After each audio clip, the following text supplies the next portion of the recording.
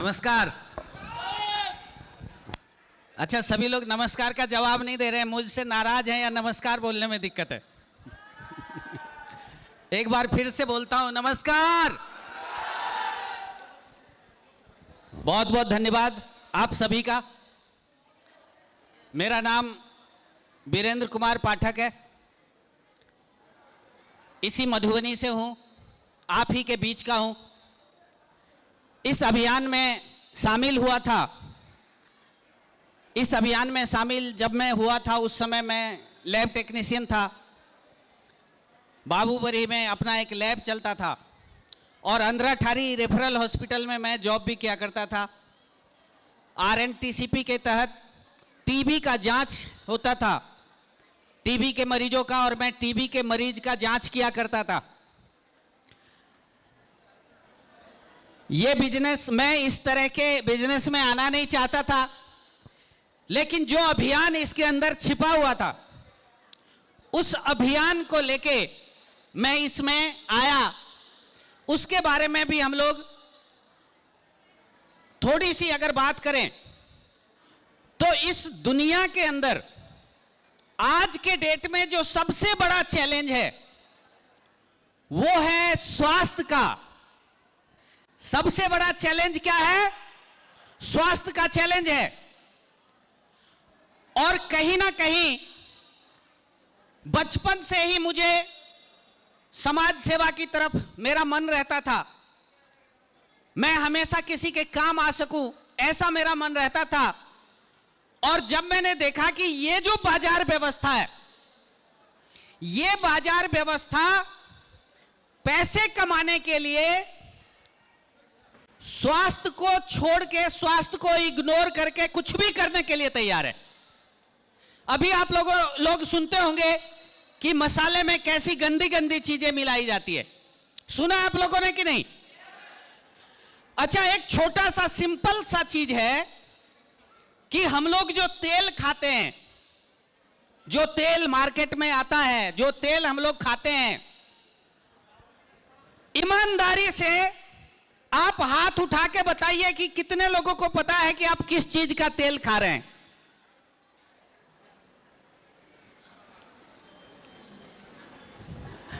हाथ नहीं उठ रहा है, इसका मतलब मैं ये मान के चलूं कि आप लोग कंफ्यूज हैं कि किस चीज का तेल खा रहे हैं, ये पता ही नहीं है। अब आप सोचिए, एक मोटरसाइकिल लेके अगर हम जाते हैं, मोटरसाइकिल लेके मिस्त्री के पास, तो क्या बोलते हैं कि बढ़िया वाला मोबिल ऑयल डालना ताकि इंजन हमारा अच्छे से काम कर सके।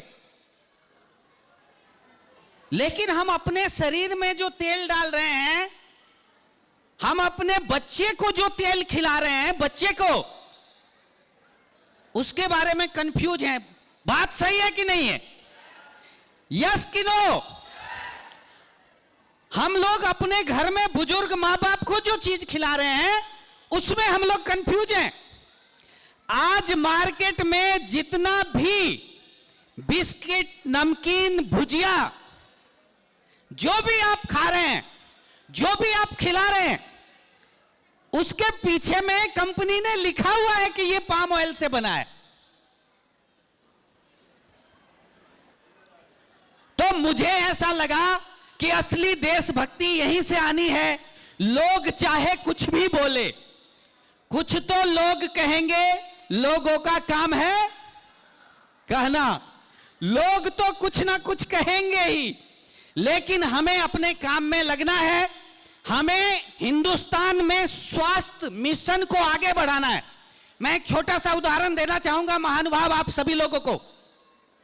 हमारे घर में जो बच्चियां 11-12 साल की हो जाती हैं, अब उनका मासिक धर्म शुरू हो जाता है, माहवारी शुरू हो जाता है। लेकिन आप ईमानदारी से अपने दिल पे हाथ रख के पूछिए कि उस बच्ची के शरीर से 180 ml ब्लड प्रत्येक महीना निकलता है, यानी कि आधा यूनिट खून। 1 यूनिट खून देने के लिए अगर कोई आपसे विनती करे तो आपको लगता है कि मेरे शरीर का पूरा खून निचोड़ लिया। लेकिन ये मैं साइंटिफिक बात कह रहा हूं कि आधा यूनिट खून एक बच्ची के शरीर से प्रत्येक महीना बाहर निकलता है, और इसी कारण से आज हमारे हिंदुस्तान की 70% महिलाएं, 70% बच्चियां एनीमिक है। कौन सोचेगा इसके बारे में कि हमारे बच्चियों का भोजन अलग होना चाहिए? ये कौन सोचेगा? ये कौन सोचेगा कि हमारी बच्चियां शिक्षित हो? ये कौन सोचेगा? और जब हमने यहां पे देखा तो स्वास्थ्य के 100% एंगल, अभी मैं भी बात करूं तो मैं 10% एंगल को जानता हूं, लेकिन ये जो आरसीएम अभियान है ये स्वास्थ्य के 100% एंगल की दृष्टिकोण से हमें शिक्षित बनाता है। आज हमारी बच्चियां, हमारे घर की महिलाएं आज ब्यूटी पार्लर में जाती है। कभी आपने ये जानने का प्रयास किया कि उस ब्यूटी पार्लर में ऐसे भी प्रोडक्ट हैं जिससे उस बच्ची को स्किन कैंसर और स्तन कैंसर होने का खतरा है? कभी जानने का आपने प्रयास नहीं किया? कभी उस ब्यूटी पार्लर वाले से यह नहीं पूछा कि आप जो मेरी बच्ची की शादी में जो आप ये ब्यूटी का काम करेंगे, इसमें कोई ऐसा प्रोडक्ट तो नहीं है जो इसको हार्मफुल हो? कभी नहीं पूछा। और दुनिया है कि पैसे कमाने के लिए आपका गला तक काटने में परहेज नहीं करती है। आप सोच के देखिए ना, धनिया की जगह गधे घोड़े की लीद मिलाई जाती है मिलावट में। कहां तक गिर सकते हैं मिलावटखोर? यह समझने का विषय है महाशय। आज मैं आप तमाम लोगों से यह कहना चाहता हूं कि एक बार विचारिए।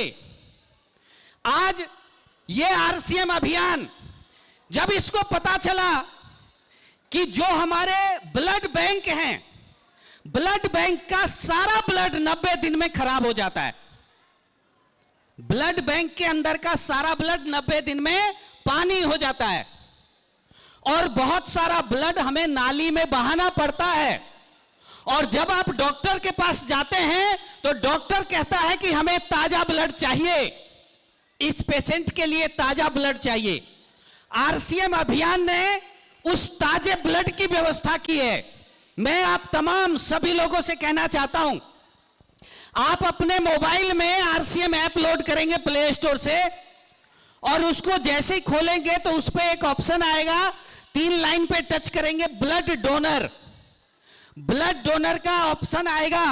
आप तमाम साथी, चाहे आप आरसीएम में हैं चाहे आप आरसीएम में नहीं हैं, कोई फर्क नहीं पड़ता, आप ब्लड डोनर में अगर आप ब्लड देना चाहते हैं कभी कभी, तो आप उसमें खुद को भी रजिस्टर्ड कर सकते हैं। अदरवाइज आप ये ना भी करें तो भी कोई बात नहीं।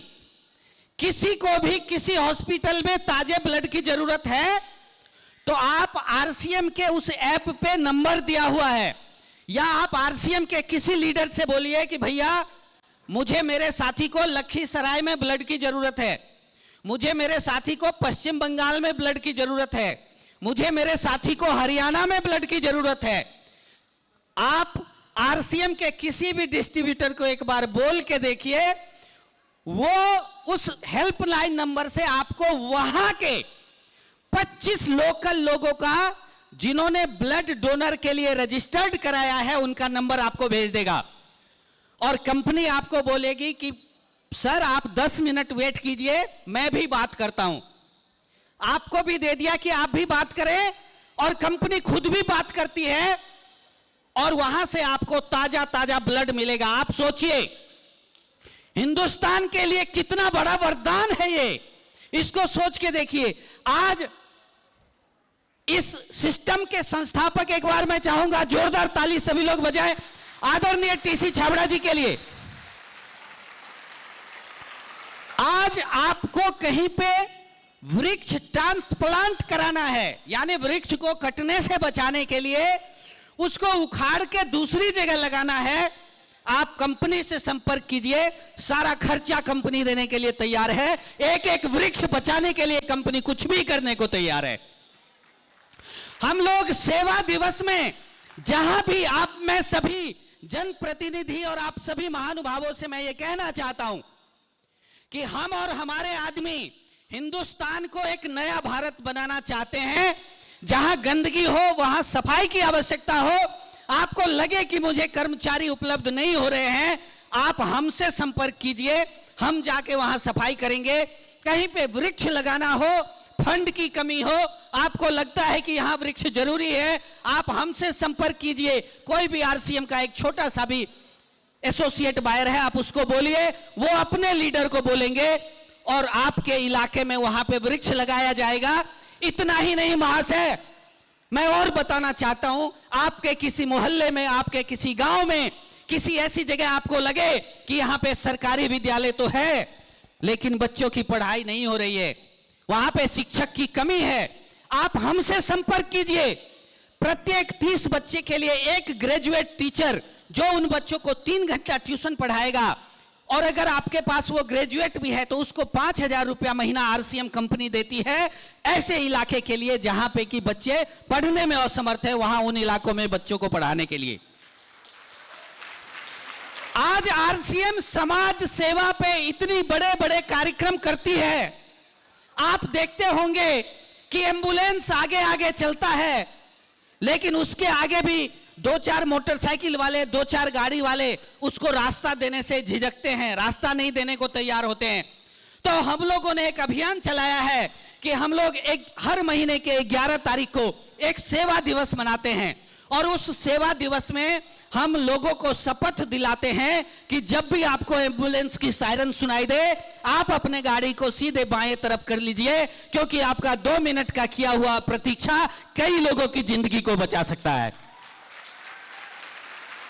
महाशय, हम लोग छोटी छोटी बातों पे विचार करते हुए, क्योंकि जब से आदरणीय नरेंद्र मोदी जी का, प्रधानमंत्री नरेंद्र मोदी जी का जब से क्रियाकलाप लोगों ने देखा है, तो बहुत सारे लोग उनसे, देखिए मैं किसी पार्टी की बात नहीं कर रहा हूं, लेकिन उनकी जो कार्य करने की शैली है कि वो 3-4 घंटे सोते हैं, बाकी समय कार्य करते हैं। तो हमने भी ये ठाना है, देखिए मैं नौकरी करता था, मुझे नौकरी छोड़ने की जरूरत नहीं थी, लेकिन मुझे लगा कि इस नौकरी में करते हुए मैं बहुत बड़ा काम नहीं कर सकता हूं, मैं सेवा का काम नहीं कर सकता हूं, इसलिए मैंने नौकरी को रिजाइन दिया। मेरे अपलाइन लोगों ने बोला भी, मैं मेरे गुरुदेव आदरणीय गोपाल सर के लिए एक बार जोरदार ताली चाहूंगा। उन्होंने बोला कि आप नौकरी क्यों छोड़ना चाहते हैं, तो मैंने कहा कि सर फिर या तो सेवा छूट जाएगी या नौकरी छूट जाएगी, तो इसलिए मैं नौकरी को ही छोड़ना बेहतर मानता हूं।